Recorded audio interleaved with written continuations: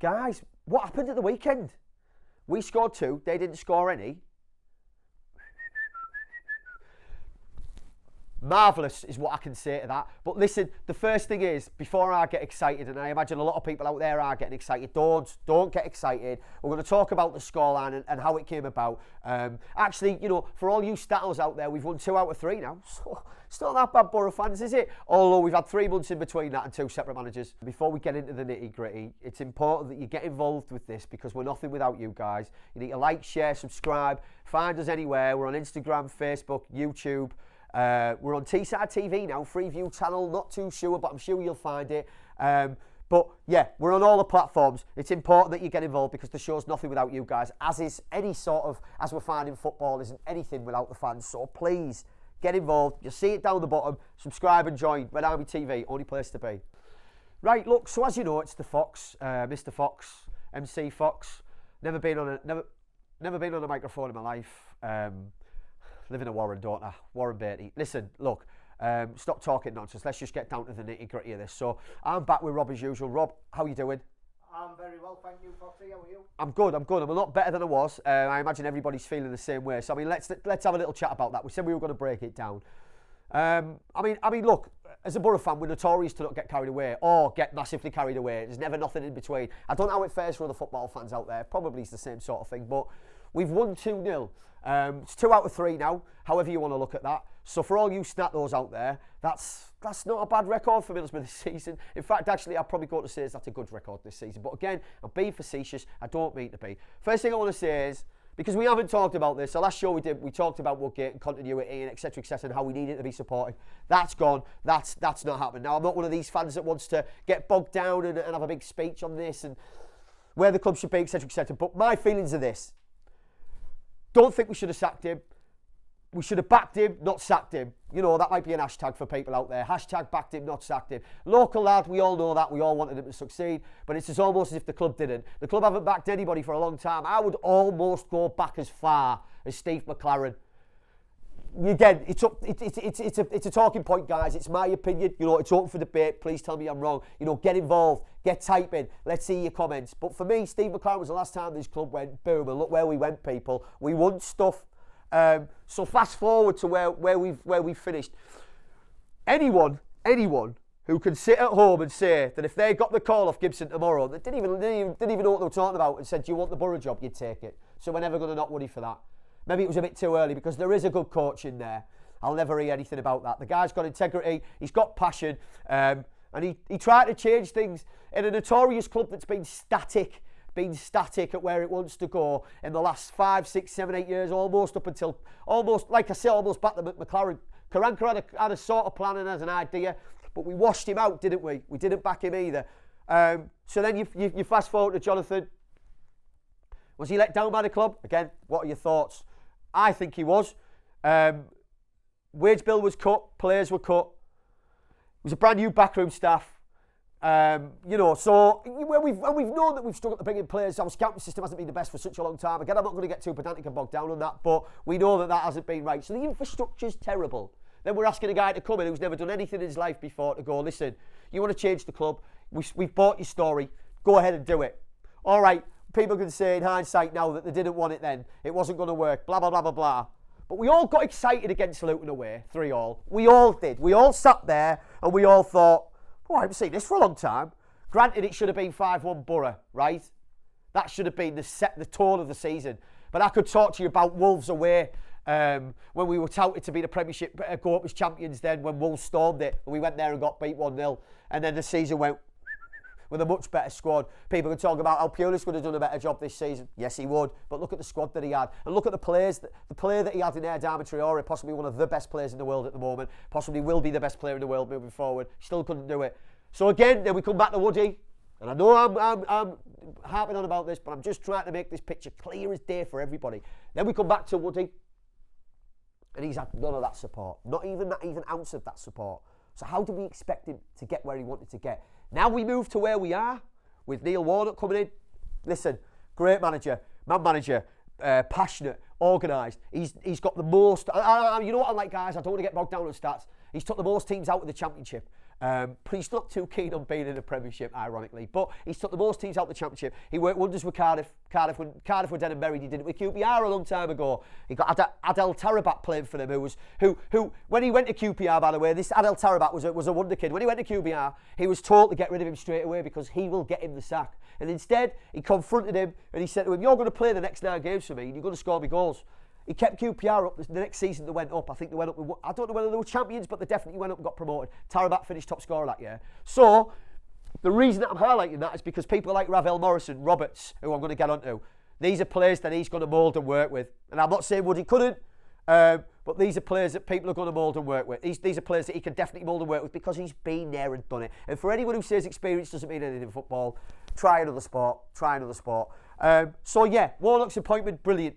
So actually, and I'm not really a fan of Gibson, I haven't been for a long time, as I've said, for the points that I've raised, but he's made the right appointment here at the right time because he can save this, he's going to save the club.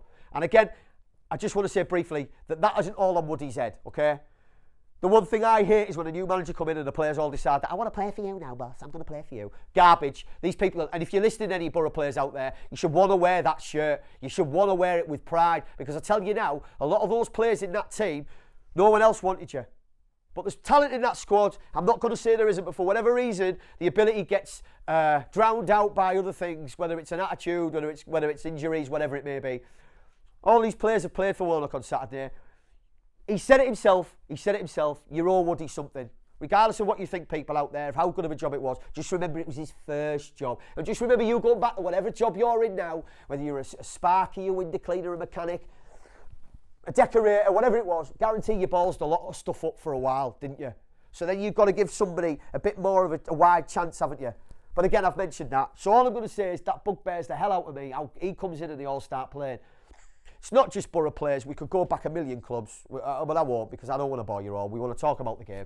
But let's just hold all that crystal in front of ourselves before we all jump on the bandwagon of didn't want him, was never any good, blah, blah, blah, blah, blah. Take stock, okay? Look, the game itself. Well, what happened? He made some bold changes. Friend started centre-back. Rob, I know we've been advocates of Friend as a centre-back for quite a while because, and no offence, Mr. Friend, if you're watching, you've been a great player for us, George, but I think you'd be the first to admit that it takes you a while to turn when a full-back's done you out wide.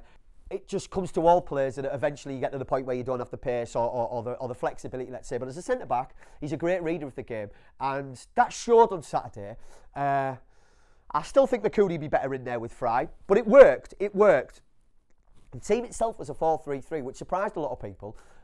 Probably 4-4-2, 4-5-1 is what I thought before the game. Maybe the selection surprised a few people as well. Fletcher back in, Britt back in. But, you know, as well as that, I suppose, when you look at it, these guys have scored goals for us. You know, Fletcher's our top scorer this season. Scored off a free kick that was supplied by Roberts. Roberts is the guy we're pinning our hopes on. Warnock's come out and said it himself the last couple of days. The guy's going to have free rein to play and do what he wants. He showed it on Saturday. Great delivery for the first goal. And he was industrious, he was busy. And he didn't look like a player who'd been out for quite a long time. He looked like a guy who wanted the ball and was hungry. And that brings me on to the substitutions because it was the right subs at the right time. And Tav came on, he wanted the ball, he scored his goal, it was a brilliant finish. And the guy looked strong, he looked hungry again, I'll use that word because it's true. He was beating men, he was holding people off, he was confident. Which I'm glad to see because we've been advocates of him for a long time. There's a talented player there. But 4-3-3 worked in spells. We scored goals at the right time, which isn't something Boro have done in a long time. We've missed so many opportunities. And again, just before I sort of, leave the Woodgate thing completely, I guess if people go back and look at the games and you watch the game again without emotion, you'll see how many chances we've created and missed. It's not just like we've been poor. So that's got to be taken into consideration. Again, a counter-argument might be, well, what are they doing in training? Why can't they do it? That's for you guys to get in touch. These are all points that I'm making. I'm not saying that what I say is correct. It's just my view. But it's interesting. We want to see what you guys have got to say. So please, again, get involved. But the 4-3-3 worked. It was a 4-5-1 at times. Obviously, we were sitting back with the ball. The difference is for me when people have liked Warnock to Pulis is that Pulis never wanted to attack. Warnock was pressing and he was sitting back when we needed to sit back. But the most important thing for me was, as facetious as I was at the top of the show, is that Boro got a nil and they worked hard for that nil and there was a lot of blocks. Don't get me wrong, opening 15 minutes, McLean had a few good chances, keeper kept us in it, okay? Second half, they had a lot of chances, as you would expect as the home team, as a team that's struggling. You know, O'Neill's a good manager, he has been for Northern Ireland. When half-time came, he was never going to let them come out and put the first half showing up again. But we grafted, we stayed organised. People knew what the job role was, which is a big thing in football. You know, people get bogged down on how complicated football is. Doesn't need to be. Football's this simple. It's about space and time. It's that simple. People create black holes all over the pitch and people get swamped up and don't know what's going on. It's just space and time. You either beat a man with a bit of skill or you beat a man with a bit of movement. Triangles, people, we've all done it. Year 9, get the codes out, triangles. It's simple, it's basic stuff, it's basic maths. But look, we did the simple things right, which was nice to see. It worries me when the simple gets complicated because I always think that the message that's being delivered isn't being delivered properly. If you aren't understanding the message, it's the teacher, not the student. But again, I'm digressing. So 4-3-3 worked, substitutions worked at the right time. That's all down to an experienced manager. And I've heard people talking on social media about how experience doesn't mean anything. But that was the experience telling because we were backs to the wall second half. He knew what to make the substitution and he knew what players to bring on. We walked out there with a 2-0. But like I said at the top of the show, why we don't get carried away with that is because it doesn't mean anything until we play Hull. You know, that's the game that counts now. If we'd gone there and got a 0-0 or 1-1, we'd have been happy with that. But we've got 3 points we need to be building. We all know we need at least 3 wins to beat the teams around you as well because the other teams around us are winning. I mean, Hull slipped on Saturday. They should have won 3-3. I think Charlton drew with QPR. Yeah. Charlton drew with QPR. I might be wrong, but I'm sure it was a draw. Teams have let us off. Wigan are still pumping in the results though. Luton are still pumping in the results though. So we have to be on our guard. But whether it's a 4-3-3 against Hull, I don't know. Whether there's personnel changes, probably. I don't know. Probably McCoody might come back in instead of Friend because I don't know whether Friend's got the legs. Again, I'm not using that term facetiously or loosely or in a cocky way. But, you know, there's a lot of games Constantine up. So if McCoody's fit, I'll slot him back in against Fry. Never been a big fan of Shotton, but he played all right on Saturday. You know, there was players in there that earned themselves a right to play against Hull. But as I said, it bothers me when people can't put that effort in. You just remember, guys, you play for the shirt, okay? You play for the shirt, not the manager, for the shirt. So, all that being said, I don't think Stoke were great. Stoke, if I was a Stoke fan, I'd be a lot more frustrated than I am as a Middlesbrough fan because you've got a good squad there. And when I went through it before the preview last week when we talked about it briefly, I mentioned certain players. Ince came off straight away. You know, I mean, McLean was busy, industrious. He could have had a few himself. Other players in there like Lucas that I mentioned.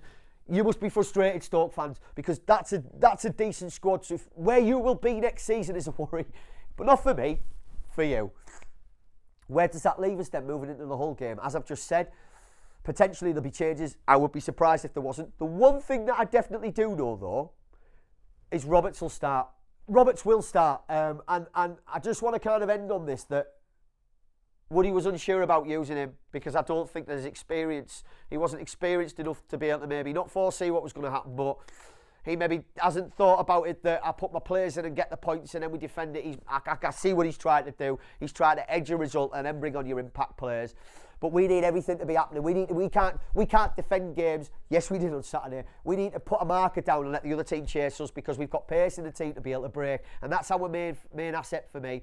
If you play with the people like Robertson, you play with Tav, you know, you play with people, Ravel I include in that as well. The full-back Spence, you know, Coulson when he plays, although he was injured, you know, Shotton even getting forward and stuff is that we can break, we can do that. So it's important that we get off to a start. Now, Roberts is going to get a free rein. Now, I know we're all excited by that because he looked lethal and he looked like, might just be my opinion, but it reminded me of Ramirez. He gave me that excitement back again, and we need that because when we're hanging on to results, the least that we need is somebody exciting to watch. So, actually, in a crazy type of a way, this may have benefited us, this crazy COVID nonsense, because actually it's given people time to get back to fitness. One other thing that I'll say, and it's really impressed me, is we can already see there's no nonsense. And anybody who knows football and knows Niels Warnock knows that he is no nonsense. He got rid of Gestead straight away. Yeah. And obviously IR is already on the boat out of here, but he gave Gestead a chance. Do you want to play? And he's like, because that's how I couldn't hear him, so I could only hear that. And he's basically told him that he doesn't want to get injured. And Neil Warnock said, you're gone. Okay? That would make me open up a slight question as to why Woody was playing him. but I guess that Woody was trying to get the best and be as fair as he could with everybody. Again, the point that I'm trying to underline here, that's been sort of consistent all the way through this, is it's experience that's needed in this situation, and it's experience that count, because Warnock's just not bothered. He's seen the problem and he's gone by. It's the only thing that annoys me is I wish we'd employed Warnock 10 years ago, because he isn't going to travel 4.5, 6 hours, 5 hours, whatever it is every day. He's not going to sign a 4-year contract. So what I hope from Warnock is he picks up the bits and pieces that are out there that Woody's left him and ties it all together and puts us in a position either in the summer for somebody else to come in and take us on with the backing of the club, Mr. Gibson, or he signs a 1-year deal, a 2-year deal, sees what he can do and puts the travelling in. Like we all know, when managers at that age, you know, and he's definitely over 30, but when managers get to that point and they don't have anything to do, they're either on the golf course all day or they're walking around Marks and Spencer's with the missus, and I don't think he either wants to do anything. The league's precarious. There's a couple of points in between, you know, anywhere from Huddersfield, Stoke, Boro, Charlton, you know, upwards. There's not many points in it. One win will move somebody up. Wigan are up there. We just need to concentrate on scoring goals, because we've got the worst goal scoring for table in the league. I think we may have in a couple of the leagues, maybe all the way through the leagues, but definitely in the Championship and the Premiership. So look, guys, whatever happens, let's just score goals. I'll take a 5-4 really. But so this is the Fox. Thanks for tuning in, guys. There'll be a preview later on in the week, probably tomorrow. But get behind them as always. We back every manager that comes into the club, and up the Borough. Thanks, guys. Peace out.